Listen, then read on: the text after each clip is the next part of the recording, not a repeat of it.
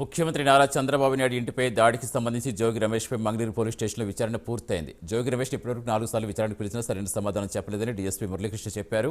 ఆయన నుంచి 4 పాస్పోర్ట్లు, 8 సెల్ ఫోన్లు స్వాధీనం చేసుకున్నామని చెప్పారు. జోగి రమేష్ను భవిష్యత్తులో మరికొన్నిసార్లు విచారణకు పిలిచే అవకాశం ఉందని డీఎస్పీ తెలిపారు.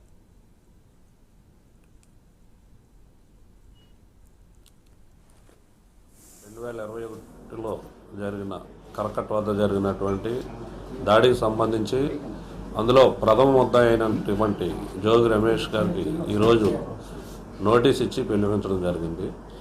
ఇప్పటి వరకు వచ్చిన విచారణలో తేలిన అంశాలను బట్టి, అలాగే సాక్షులు చెప్తున్న సాక్ష్యానికి, గతంలో ఇతను చెప్పినటువంటి సాక్ష్యానికి, అలాగే ఈ కేసులో ఇతర ముద్దాయిలు చెప్పిన సాక్ష్యానికి కొంత పొంతన లేని సమాధానాలు టాలీ అవ్వకపోవడం వలన వాటిని అన్నీ కూడా నోటీస్ ఇచ్చి పిలవడం జరిగింది.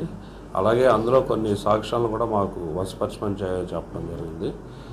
అతను కొన్నిటికి సమాధానం చెప్పాడు, కొన్నిటికి సరిగ్గా